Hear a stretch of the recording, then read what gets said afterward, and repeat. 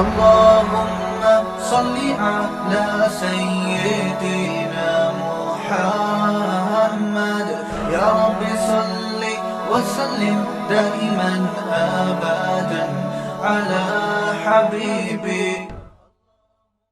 آپ نیچر پہ چلو گے, فطرت پہ چلو گے, آپ ٹینشن میں نہیں آؤ گے.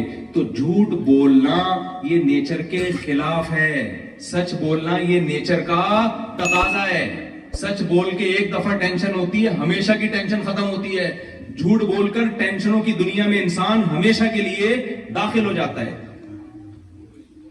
اور آپ کو پتا ہے اسلام کی بیس کہاں سے شروع ہوتی ہے؟ عقیدہ توحید سے. توحید انسان کی نیچر ہے, شرک انسان کی نیچر نہیں ہے. بعض دفعہ انسان کسی کی عقیدت میں غلو کر کے وقتی طور پر اسے وہ اختیارات دے جائے جو خدائی اختیارات ہوتے ہیں. وہ سمجھتا ہے کہ میں محبت کر رہا ہوں اور اپنی ایک خواہش پوری کر رہا ہوتا ہے, لیکن وہ ایک ایسی دنیا میں قدم رکھتا ہے. قرآن نے اس کی مثال دی, ضرب اللہ مثلا رجلا فیہ شرکاء متشاکسون ورجلا سلما لرجل هل یستویان مثلا. اللہ کہتے ہیں بتاؤ, جس کا ایک مالک ہو, ایک آقا ہو, وہ زیادہ خوش ہے یا جس کے ہزاروں آقا ہوں اور وہ آپس میں اختلاف بھی ہو ان کا, کون زیادہ اس میں مطمئن زندگی گزارے گا؟ ہم نے ہمیشہ یا اللہ مدد, بس مدد کس سے مانگنی ہے؟ کسی کے پاس کوئی اختیارات نہیں. یا ایھا الناس انتم الفقراء الی اللہ, اے لوگو تم سب کے سب فقیر ہو کس کے؟ اللہ. نہ کسی پیغمبر کو اللہ نے اختیارات دیے, نہ کسی فرشتے کو اللہ نے اختیارات دیے, نہ کسی بزرگ کو اللہ نے اختیارات دیے, نہ کسی قبر والے کو اللہ نے اختیارات دیے. ابھی تو جرمنی میں پاکستانی آ رہے ہیں, دیکھنا یہاں روحانی علاج والے بھی آئیں گے. آ گئے بس. روحانی علاج والوں کے پاس آپ کی ٹینشن کا علاج نہیں ہے, وہ ٹینشن بڑھائیں گے آپ کی. سارے مسئلوں کا حل کس کے پاس ہے؟ یعقوب علیہ السلام کا بیٹا گم ہو گیا, کتنی ٹینشن میں. کبھی دیکھا کسی روحانی والے سے رابطہ کیا ہو, یار کوئی ذائقہ نکالو میرا بچہ ہے کہاں؟ دیکھا کوئی؟ بھائی نہیں کچھ کر سکتے, اللہ سے ساری زندگی دعائیں. مسلمان کے پاس ٹینشن کا سب سے بہترین علاج کیا ہے؟ اپنی فائل جو ہے وہ اللہ کے دفتر میں جمع کرنا. پھر جو بھی ہوگا بہتر ہی ہوگا ہمارے لیے, چاہے ہمیں غلط ہوتا ہوا نظر آ رہا ہو. انا للہ و انا الیہ راجعون جو دعا ہمیں سکھائی گئی ہے, یہ ایسی ٹینشن کا بہترین علاج ہے. بھائی ہم اللہ کے غلام ہیں, اس کی مرضی ہمارے ساتھ جیسا چاہے سلوک کرے, اور لوٹ کے ہم نے اسی کی طرف جانا ہے. اس نے ہمیں بتایا ہوا ہے کہ جب بھی یہاں تک حدیث میں آتا ہے یہ کانٹا بھی اگر تمہیں چبھتا ہے وہ تکلیف بھی ضائع نہیں ہوگی, اس کے بدلے میں اللہ تمہیں اجر دے گا, اس کا تمہارا گناہ معاف ہوگا. حدیث میں آتا ہے کہ اللہ تعالیٰ مسلمان جو بھی ایمان والے لوگ ہیں ان کو مصیبتوں میں ڈالتا ہے, پھر ان کو صبر کی توفیق دیتا ہے. حتی لقی اللہ طاہرا مطہرا, جب اللہ سے ملے گا نا سارے نیٹ کلین ہو کے اللہ کے پاس جائے گا وہ. تو خیر یہ میرا بھی ٹاپک نہیں ہے, میں تو جلدی سے ٹاپک کو سمیٹتا ہوں. تو پہلا اسلام کے جو آرڈر ہے وہ کیا ہے؟ عقیدہ ہے, بولو نا. تو توحید پہ کوئی کمپرومائز بولو نہیں, ہمیں خدا کی مانگتے, بس سب کچھ اسی کے پاس ہے. اس کے بعد جو اسلام کی جو دوسرا جو رکن ہے وہ ہے 5 نمازیں. کتنی نمازیں میرے بھائی؟ آپ لوگوں کے لیے دیکھو, نماز ہر مسلمان کے لیے ضروری, آپ کے لیے ہم سے بھی زیادہ ضروری, کیونکہ آپ ایک غیر مسلم ملک میں رہتے ہیں. اگر آپ کی مسجد کے ذریعے گیدرنگ نہیں ہوگی, حدیث میں آتا ہے بھیڑیا ہمیشہ اس بکری پہ حملہ کرتا ہے جو اپنے ریوڑ سے الگ ہو جائے. یہاں خواتین کا بھی مسجد میں انتظام کریں. مجھے نہیں پتا امام صاحب کا کیا مسئلہ ہے, وہ اس سے اتفاق کریں نہ کریں. دیکھو پہلے دور میں ٹھیک ہے امام ابو حنیفہ رحمہ اللہ تعالیٰ کی رائے یہ تھی کہ خواتین کو مسجد میں نہ آنے دیا جائے. اس زمانے میں اختلاف تھا, کچھ صحابہ کی رائے یہ تھی کہ مسجد میں آئیں, کچھ کی رائے یہ تھی کہ مسجد میں نہ آئیں. وہ اپنی جگہ اختلاف ہے, لیکن امام حنیفہ اس دور میں ہوتے نا تو وہ بھی کہتے کہ اس دور میں عورت کو مسجد میں آنے کی اجازت, بولو نا کیا ہو گیا, دی جائے. وجہ اس کی ہے کہ اس دور میں کہیں بھی نہیں جا رہی تھی, انہوں نے کہا مسجد میں آنے میں فتنہ ہے. اب تو ساری ہر جگہ جا رہی ہے, وہ کراچی سے اڑ کے جرمنی آ گئی اور مسجد میں آنے میں کیا کہہ رہے ہیں, اس کو کیا ہوگا, فتنہ ہوگا. عجیب سی, میری کھوپڑی میں نہیں آتی ہے, پتہ نہیں آپ لوگ کی کوئی الگ ڈیزائن کی کھوپڑی ہو تو ایک الگ. وہاں پہ ہے دوسرا فلور, پہلا فلور. سب مسجدوں میں انتظام ہونا چاہیے, کیونکہ ان کی اگر گیدرنگ نہیں ہوگی نا تو آہستہ آہستہ دین سے رشتہ ختم ہوتا چلا جائے گا. گیدرنگ ضروری ہے، یہ بہت اچھا ہے تو اچھی بات ہے الحمدللہ. تو نماز تو پڑھنی ہی پڑھنی ہے، وہ تو اسلام کا حکم ہے نا بھائی. نماز کے علاوہ بھی بہت سارے احکام ہیں. تیسرا حکم اسلام نے کیا دیا؟ توحید کے بعد نماز، نماز کے بعد زکات. وہ سچ کی بات کو میں ابھی کنٹینیو لے کے چلوں گا، لیکن میں نے کہا یہ پہلے میں ترتیب سے چلوں تو زیادہ اچھا ہے نا، اس سے آپ کو یاد رہ جائیں گی باتیں. بغیر ترتیب گچ پچ کر کے بتاؤں گا تو یاد نہیں رہیں گی باتیں. تیسری چیز ہے زکات. زکات کا مطلب صرف زکات نہیں ہے. قرآن میں جہاں بھی اللہ نے نماز کا حکم دیا، ساتھ ساتھ اللہ نے بتایا کہ تتجافى جنوبهم عن المضاجع خوفا وطمعا ومما رزقناهم ينفقون. جو رزق ہم نے ان کو دیا ہے اس میں سے خرچ کرتے رہتے ہیں. یہ ٹاپک اللہ کرے 2 منٹ میں سمیٹ کے میں جلدی لے جاؤں، یہ بہت امپورٹنٹ ٹاپک ہے. دیکھو اللہ نے مسلمان کو حکم دیا ہے جہاں نماز وہاں اللہ نے کہا کہ خرچ کرتے ہیں، خرچ کرتے ہیں، خرچ کرتے ہیں. کنجوس آدمی اللہ کو بالکل بھی پسند نہیں ہے. اگر آپ اللہ کی ڈکشنری میں اچھا بننا چاہتے ہو تو اپنی دولت پہ سانپ بن کے مت بیٹھو، خرچ کرنا سیکھو. اور اس میں مسلم غیر زکات تو مسلم پہ ہی لگتی ہے، لیکن زکات کے علاوہ جتنے صدقات و خیرات ہیں اس میں اسلام نے مسلم اور غیر مسلم کا فرق نہیں رکھا. ہمارے نبی نے غیر مسلموں کا ایسا اکرام کیا، اگر میں آپ کے سامنے وہ حدیثیں اٹھا کے وقت کم میں پیش کروں آپ حیران ہو جاؤ گے. فکو رقبۃ، غلاموں کو اب غلامی سے چھڑانا، اس میں اسلام نے مسلم اور غیر مسلم کا فرق نہیں رکھا. آپ یہاں ٹیکس اگر چوری کرو گے، ایک ہوتا ہے بڑھ چڑھ کے جتنا حق نہیں ہے اتنا دینا، اور ایک ہوتا ہے جو آپ پر لازم ہے وہ بھی نہ دینا. یہ تو الٹا ہو گیا نا بھائی. ایک آدمی اگر حق بیان نہیں کر سکتا، پہلا درجہ کیا حق بیان کرے، دوسرا درجہ کیا حق نہیں بیان کر سکتا تو غلط بیانی بھی نہ کرے، چپ کر کے بیٹھا رہے، یہ بھی قابل معافی ہے نا. اگر آپ میں سخاوت نہیں ہے، آپ بڑھ چڑھ کے خرچ نہیں کر رہے، تو دوسرا درجہ یہ کہ جتنا آپ کے ذمے ہے وہی دے دو. یار کیا خیال ہے؟ نہیں آ رہی سمجھ؟ اور آسان سمجھاتا ہوں. آپ کی بہن کی وراثت بنتی ہے 1 کروڑ روپے، ٹھیک ہے نا.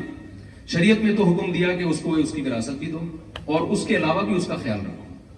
ينفقون، خرچ کرتے رہتے ہیں کا مطلب جو ایکسٹرا خرچے ہیں وہ کرتے رہتے ہیں، جو ان پر لازم نہیں ہے وہ بھی کرتے رہتے ہیں اور دیتے رہتے ہیں. لیکن آپ میں اتنی سخاوت نہیں ہے تو ہم کیا کہیں گے؟ بھائی جو بنتا ہے وہ تو دے دینا. ارے آپ کسی کے گھر قرضہ لینے کے لیے گئے، اس نے آپ کو گھر میں بٹھایا، آپ کہیں بھائی تیرے اوپر چائے بنتی تو نہیں ہے لیکن پلا دے گا تو خوشی ہوگی. اس کی سخاوت کا تقاضا یار اتنا تو خیال کرو، بندے آیا تمہارے گھر میں پانی کا چائے کا پوچھ لو، یہ ہے نا.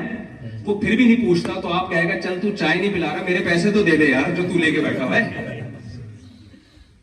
ہمارے ہاں کیا ہو رہا ہے؟ مسلمان کا امیج دنیا میں بہت خراب ہو رہا ہے. مسلمان سخی ملیشیا میں جو اسلام پھیلا ہے صحابہ کی سخاوتوں سے پھیلا ہے، وہ ایسے خرچ کیا انہوں نے آ کے.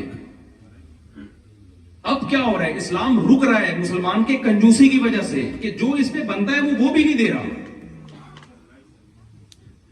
مجھے بتاؤ ایک بات، جب آپ کسی ریاست میں رہتے ہیں تو ریاست سے آپ فائدے اٹھاتے ہیں نا، تو جب ریاست اس کے بدلے میں آپ سے ٹیکس لے رہی ہے، اس ٹیکس کو کھا جانا پی جانا یہ دنیا کے کسی مذہب میں حلال ہو سکتا ہے؟ پاکستان میں تو لوگ کہتے ہیں یار ہم سے گورنمنٹ ٹیکس لیتی ہے دیتی نہیں ہے. وہ ایک الگ بحث ہے کہ ایسا ہوتا ہے کہ نہیں ہوتا، میں اس میں نہیں پڑھتا، میں نے واپس بھی جانا ہے عزت کے ساتھ.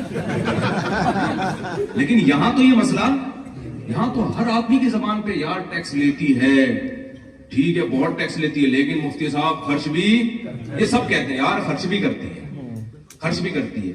تو آپ فائدے اٹھا رہے ہیں پورے، اور جب دینے کی باری آتی ہے ڈنڈی مار رہے ہیں. تو آپ اچھے انسان ہیں اللہ کی ڈکشنری میں یا برے انسان ہوں گے؟ آپ برے ہوں گے. آج سے اس جرم سے توبہ کرو. اب توبہ کا لفظ منہ سے نہیں نکل رہا آپ لوگوں. آپ کو دینے والا ہونا چاہیے. یہاں غیر مسلم کہے یار جب سے مسلمان ہمارے ملک میں آئے ہیں بھائی ہمارے تو غریبوں کی غربت ختم ہو گئی بھائی. وہ یہ نا کہ انہوں نے تو ہمارا بھی خون چوسنا، ہمارا الٹا خون چوسنا شروع کر دیا. غلط ہو رہا ہے نا میرے بھائی. اور یہ پتہ ہے کنجوسی کیوں آتی ہے؟ جب آخرت پر ایمان نہیں ہوتا، جب انسان سمجھتا ہے میں اپنی محنت سے کماتا ہوں. نبی صلی اللہ علیہ وسلم نے فرمایا جو سخی آدمی ہے قریب من اللہ، اللہ کے بھی. مجھے اس حدیث کو پڑھنے میں اتنا مزہ آتا ہے، اتنا مزہ آتا ہے کہ میں اپنے جذبات پہ کنٹرول کرتا ہوں. پیغمبر صلی اللہ علیہ وسلم کی جو زبان سے نکلے ہوئے الفاظ ہیں نا، وہ الفاظ ہی بڑے مزے کے ہوتے ہیں. آپ صلی اللہ علیہ وسلم نے فرمایا جو سخی ہے قریب من اللہ، اللہ کے بھی قریب، اللہ کو پسند ہوتا ہے، خرچ کرتا ہے، کھلاتا ہے. قریب من الجنہ، اور جنت کے بھی قریب. بعید قریب من الناس، لوگوں کے بھی قریب. لوگ بھی کہتے ہیں یار بندہ کھلانے والا ہے. قریب من الناس، لوگوں کی بھی کیا ہوتا ہے، دلوں پہ حکومت کرتا ہے. اور بعید من النار، جہنم سے دور، ایک چیز سے دور ہوتا ہے. اور اس کے الٹ بخیل کے بارے میں آپ صلی اللہ علیہ وسلم نے فرمایا بعید من اللہ، جو پیسہ بچا کے بیٹھا ہے، بس نہ ٹیکس دے رہا ہے، کام پورا کر نہیں رہا، گھسوٹنے میں لگا ہوا ہے بس وہ، ٹھیک ہے نا. کیونکہ یہاں لوگ سمجھتے ہیں ہم آئے جب پیسہ کمانے ہیں تو ہم کیوں سخاوت کے پاگل ہیں کیا؟ ہم یہاں جس کام کے لیے آئے تو پیسہ جمع کرنے آئے، خرچ کرنے تھوڑی آئے. تو سمجھتے ہیں پاگل ہیں، یہ پاگلوں والی باتیں کرنے. بھائی یہاں جیسے آپ آئے ہیں تو قبر میں بھی آپ نے جانا ہے، تو تھوڑا سا وہاں کے لیے بھی تو کچھ کر لو نا. نبی صلی اللہ علیہ وسلم ایک دفعہ گھر میں آئے، حضرت عائشہ سے پوچھا کھانے کو کچھ بچا ہے؟ انہوں نے فرمایا کہ یا رسول اللہ کچھ صرف آئی تھی، ساری تو میں نے صدقہ کر دی، یہ تھوڑی سی بچ گئی ہے. تو آپ نے فرمایا وہ بچ گئی ہے، یہ ختم ہو جائے گی. تو جو آپ بچت ہے نا آپ کی، وہ یہ نہیں ہے جو یہاں ہے، یہ تو وارثوں کے کام آئے گا آپ کے. وہ تو وہی ہے جو آپ اللہ کے لیے خرچ کر رہے ہیں. اور یہاں آپ کے پاس کتنا بڑا آپشن ہے، آپ ان غیر مسلموں پہ خرچ کریں. جب ایک کتے کو پانی پلانے پر اللہ نے جنت دے دی بھائی، تو آپ کسی انسان کی خدمت کریں گے تو کتنا بڑا اجر ہے اس کا. کتنا. اب ایسا نہ انگریز کو کتے سے ملاتے میرا کلپ بنا کے، صاحب نے کہا کتے کی مثال نہیں کریں گے. میں کتے سے تشبیہ نہیں دے رہا، میں ایک مثال دے رہا ہوں کہ جب ایک مخلوق میں جو ہمارے یہاں کمتر سمجھی جاتی ہے اس پر یہ احسان ہے، تو انسان تو پھر انسان ہے نا. تو ہاں نبی صلی اللہ علیہ وسلم کے الفاظ، بخیل آدمی بعید من اللہ، اللہ سے بھی دور، اللہ بھی اس کا اچھا تذکرہ نہیں کرتے. بعید من الجنہ، جنت سے بھی دور.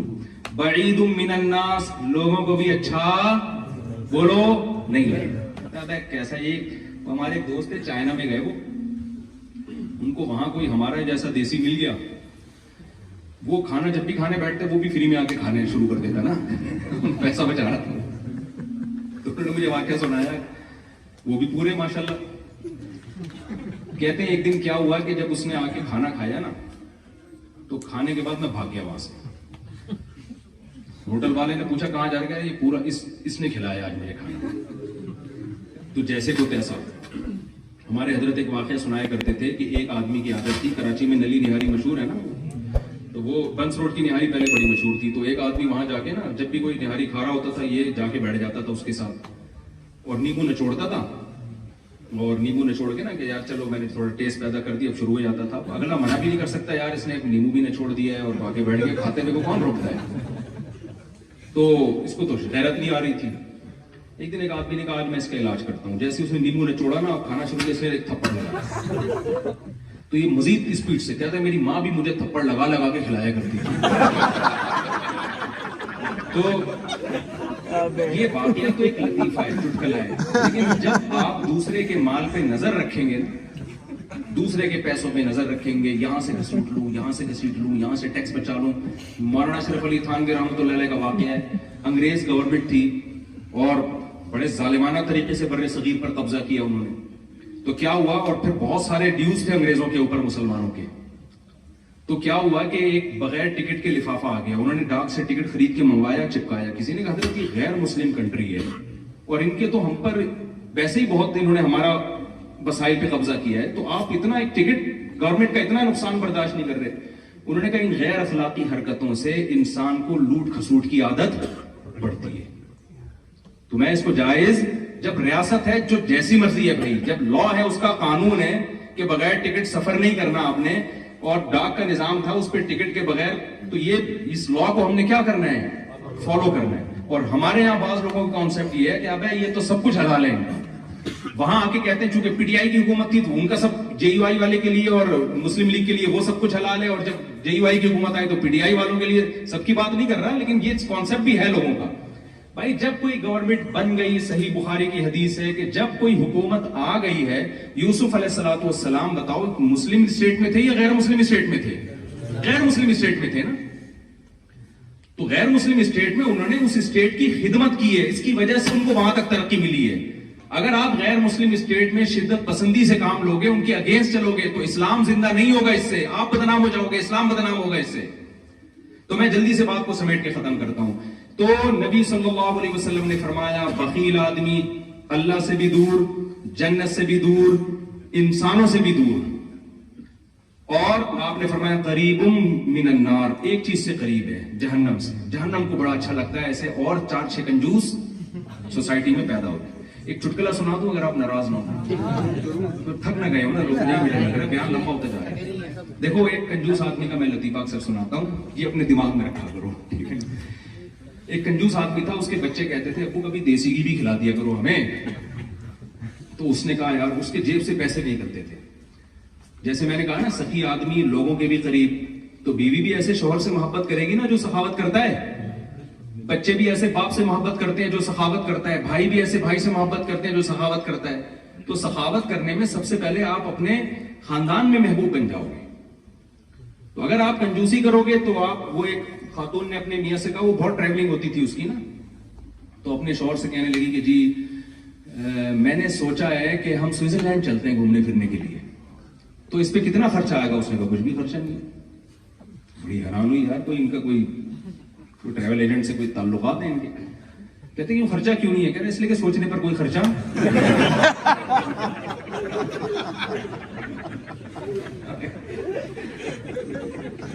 تو میں جو لوگ دنیا میں ٹریول کرتے ہیں ان سے کہتا ہوں یار کبھی اپنے بھی بچوں کو بھی لے جائے کرو. بات سے بات نکل رہی ہے نا, میں نے کہا تھا نا مجھے 5 گھنٹے چاہیے کم از کم. خیر جلدی سے میں سمیٹ رہا ہوں بات کو. یہ جو اللہ نے بیوی کے لیے قرآن میں جو لفظ استعمال کیا ہے نا, یہ صاحبہ کا لفظ استعمال کیا ہے. کیا لفظ استعمال کیا ہے؟ صاحبہ. حالانکہ بیوی کو عربی میں زوجہ کہتے ہیں. کیا کہتے ہیں؟ زوجہ. لیکن زوجہ بھی استعمال کیا, لیکن قرآن میں ایک جگہ اللہ نے اس کو کیا کہا؟ وصاحبتہ. قرآن کہتا ہے یوم یفر المرء من اخیہ, ایک دن آئے گا جس دن بھائی اپنے بھائی سے دور بھاگے گا. تو عربی میں بھائی کو اخ کہتے ہیں, اردو میں بھائی کہتے ہیں. اللہ نے وہی لفظ استعمال کیا. وَأُمِّهِ وَأَبِيهِ, اپنی ماں سے دور بھاگے گا میدان حشر میں, ماں کو کہتے ہیں. اللہ نے اس کے لیے کیا لفظ استعمال کیا؟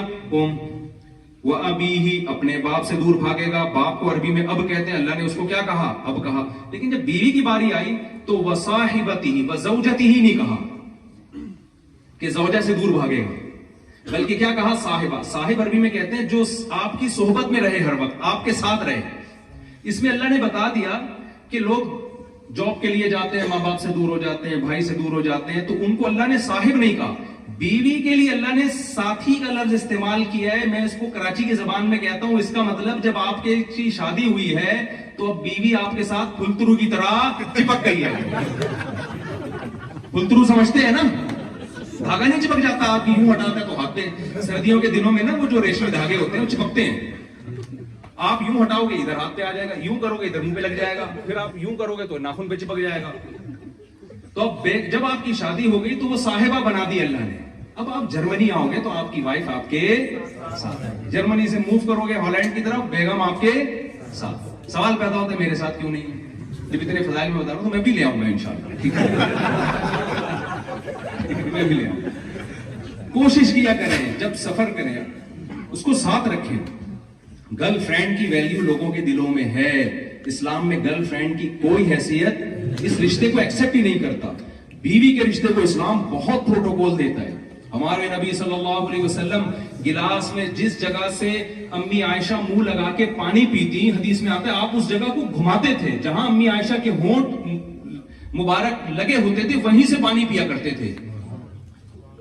تو اس کو لفٹ نہیں کرا رہے یار, جو اللہ نے آپ کے لیے بنائی ہے اور ساری دنیا کے لیے آپ کے پاس ٹائم ہے, تو یہ اللہ کی نظر میں اچھا دوست تو کہیں گے یار بڑا زبردست آدمی ہے, جب سے آئے ایک دن بھی بیگم کو فون نہیں کیا اس نے, بہت زبردست آدمی, سارا ٹائم ہمارے پاس گزارتا ہے, سارا ٹائم ہمیں دیتا ہے اور پیسہ بھی ہم پہ خرچ کر رہا ہے. لیکن اللہ کی نظر میں اچھا نہیں ہے. تو ہم تو اللہ کی نظر میں بننے والی باتیں کر رہا ہوں. اگر آپ نے وسیم بھائی کی نظر میں بننا ہے تو پھر وسیم سے پوچھیں نا, اس سے کیوں پوچھ رہے ہیں کیا خیال ہے. مجھے تو آپ نے جو بیان کے لیے بٹھایا ہے اس لیے نا کہ جو اللہ جس کو اچھا کہتا ہے میں وہ باتیں آپ کو بتاؤں. تو تیسرا کام جو میں نے عرض کیا, پہلا ہے توحید, پھر نماز ہے, پھر ہے کیونکہ حج تو زندگی میں ایک بار ہوتا ہے, رمضان بھی کبھی کبھی آتا ہے, تو اس کو میں اتنا ہائی لائٹ نہیں کر رہا. نماز پڑھیں گے تو پھر روزہ رکھ ہی لیں گے آپ انشاءاللہ. تیسری چیز ہے خرچ کرنا سیکھیں. سمجھتے ہو, بیوی بچوں پہ خرچ کریں, اور غیر مسلم ریاست میں اسٹیٹ پہ خرچ کریں. آپ یہاں گورنمنٹ کہے یار جب سے مسلمان آئے ہیں الحمدللہ ہمارے غریب مارکیٹ سے, وہاں تو غریب ملتے نہیں ہیں لیکن جتنے ہیں ان کو پہ خرچ کر دینا. ہانگ کانگ میں گیا, وہاں بڑا اچھا, وہاں مسلمانوں بعض علماء کو گورنمنٹ لیول پہ اتنا پروٹوکول دیا گیا, ان کو حکومت جیلوں میں لے جاتی ہے, وہ جیل کی قیدیوں پہ محنت کر کے ان سے نشہ چھڑواتے ہیں. تو بڑا اچھا ایک امیج وہاں کے مسلمانوں نے قائم کیا ہانگ کانگ میں. وہاں مفتی اعظم کی بھی بڑی ویلیو ہے ہانگ کانگ میں. مجھے ویزا بھی مل رہا تھا, مفتی اعظم نے گورنمنٹ سے سفارش کی, مجھے ویزا مل گیا ہانگ کانگ. تو یہ امیج جانا چاہیے آپ لوگ. گورنمنٹ کہے یار جب سے یہ آئے ہمارے ملک کی ترقی میں اضافہ ہوا, یہ ہم پہ بوجھ بن کے نہیں آئے, جھوٹ بول کے نہیں رہتے. کتنے لوگ ہم نے ایسے دیکھے ہیں جھوٹ بول کے رہ رہے ہیں. یہاں بے روزگاروں کو الاؤنس ملتا ہے, چھپڑ میں جاب کرنے ہیں, اور کاغذ میں کیا لکھا ہوا ہے یار یہ غیر اخلاقی حرکت ہے یا نہیں ہے. تو بہت, میں تو سمجھتا ہوں یہ اپنا ضمیر پتہ نہیں ایسے گوارا کرتے ہیں کہ آپ, بہت بری حرکت ہے. آپ تو یہاں دوسروں سے زیادہ کام کرو بھائی. تو خیر اب میں آپ کے زیادہ نہیں آپ کو ٹینشن دینا چاہتا, تو آپ کہیں یار یہ کیا ہے. تو تیسرا کام خرچ کرنا ہے, اور خرچ کرنے کا الٹ کیا ہے, جو جائز حق ہے وہ بھی نہ دیں. ایسا نہیں کرنا آپ نے. سمجھتے ہو کہ نہیں سمجھتے. تو یہ ہو گیا تیسرا کام. قرآن میں جس چیز کے, بس آخری بات کر کے میں اپنی بیان ختم کرتا ہوں, جس چیز پہ بہت زیادہ زور دیا گیا ہے, والذین هم لاماناتہم وعہدہم راعون. قرآن کہتا ہے اہل ایمان اپنی امانتوں میں اور عہد میں خیانت نہیں کرتے.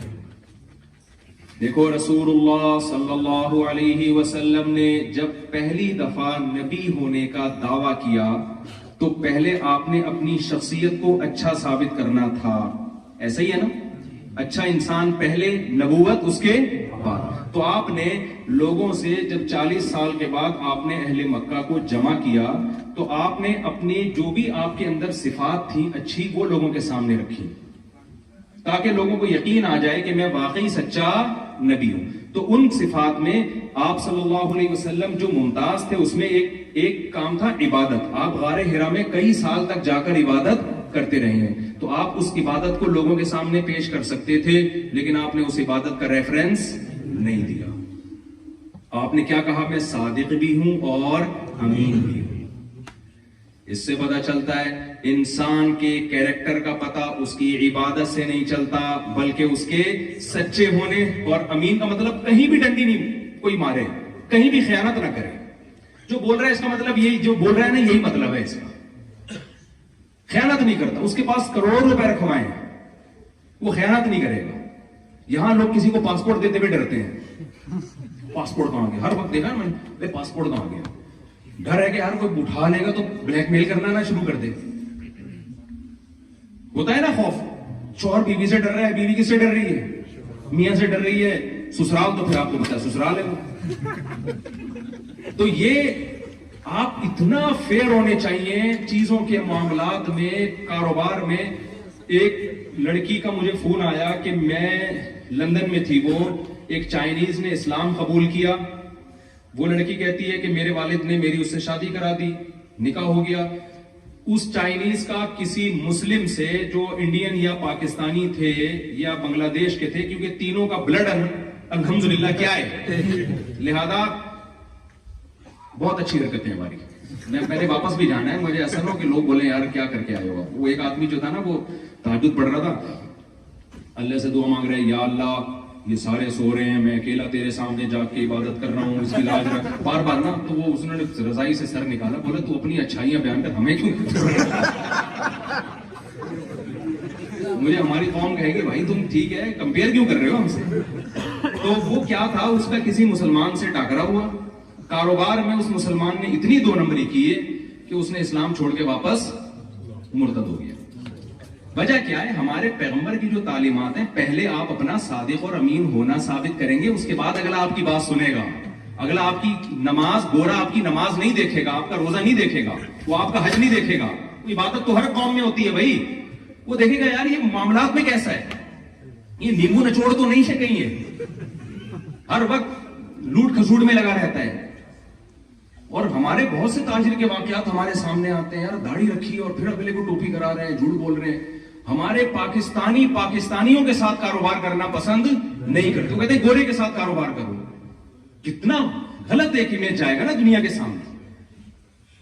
اب تو ہم ہی اس نبوت کے امین ہیں بھائی، ہم ہی نے اپنے کیریکٹر سے ثابت کرنا ہے کہ اس اسلام برحق ہے. تو کبھی بھی آپ میں سے کسی نے بھی دو نمبری نہیں کرنی.